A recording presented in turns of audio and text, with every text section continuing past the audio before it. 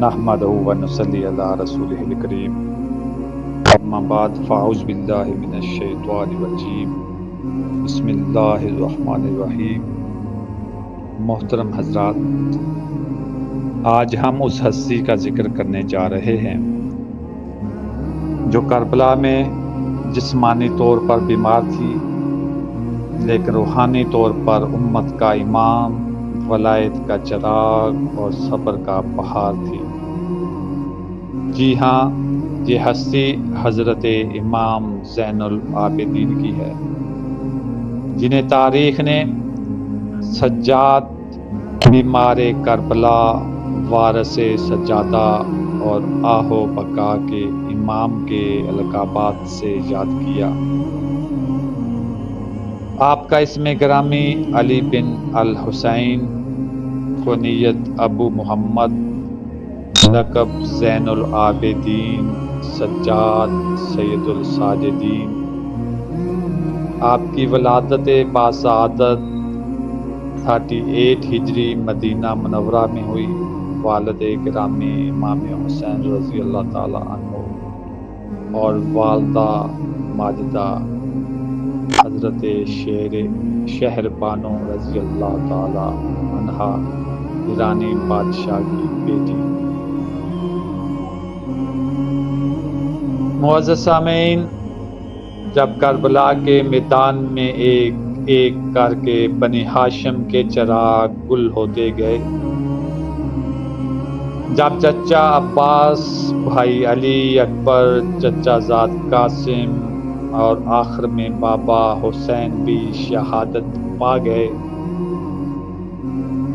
تب خیمے کے ایک کونے میں بیمار، زنجیروں میں جکڑے، کمزور جسم والا لیکن روحانی عظمت سے بھرپور جوان حضرت سجاد موجود تھے۔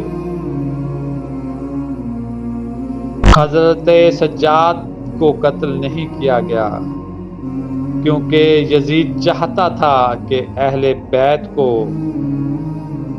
بے نگو نام کر کے مدینہ واپس بھیجا جائے، لیکن اسے کیا خبر تھی یہی سجاد شام کے دربار میں یزید کی سلطنت ہلا دے گا۔ جب قیدیوں کو دربار شام میں لایا گیا تو یزید نے خطبہ دینے کا اعلان کیا۔ تب حضرت سجاد نے فرمایا، مجھے ممبر دو، میں بھی کچھ کہنا چاہتا ہوں۔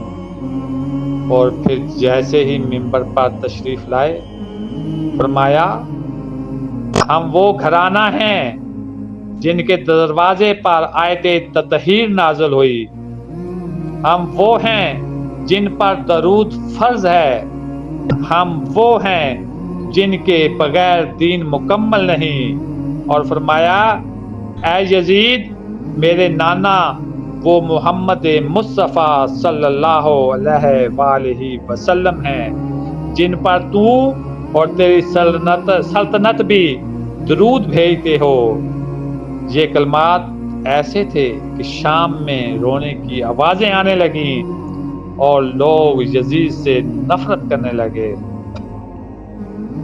حاضرین محترم، پتہ ہے آپ کا لقب سجاد کیوں پڑا؟ اس لیے کہ آپ راتوں کو سجدوں میں گم رہتے اور دن کو روزوں میں مصروف۔ جب کوئی پوچھتا کربلا کا سب سے بڑا منظر کیا تھا تو فرماتے، شام کے بازار میں ہماری مسرورات کا لٹا ہوا قافلہ۔ حضرت امام زین العابدین نے ظلم کے خلاف تلوار سے نہیں، دعا، گریہ اور صبر سے جنگ لڑی۔ آپ کی دعائیں جو صحیفہ سجادیہ میں محفوظ ہیں، آج بھی دلوں کو جھنجھوڑ دیتی ہیں۔ آپ فرماتے ہیں، یا رب، تو ہی میرا مددگار ہے، جب دنیا والے مجھے تنہا چھوڑ جائیں تو ہی میرا مددگار ہے۔ آج کے مسلمانوں کے لیے حضرت سجاد کا پیغام، اے عاشقان اہل بیت، آج اگر ہم حضرت سجاد کے سچے ماننے والے ہیں تو ہمیں بھی اپنے حالات میں صبر، سجدہ، دعا، عبادت اور حق گوئی اختیار کرنی ہوگی۔ ہمیں یزیدی نظام سے نفرت کرنی ہوگی اور حسینی کردار اختیار کرنا ہوگا۔ معزز سامعین، حضرت سجاد نے کربلا کی تصویر کو زندہ رکھا۔ اگر وہ نہ ہوتے تو کربلا صرف ایک جنگ کہلاتی، لیکن سجاد نے کربلا کو ایک پیغام بنا دیا، وفا کا پیغام، صبر کا پیغام اور ظالموں کے سامنے ڈٹ جانے کا پیغام۔ حاضرین مجلس،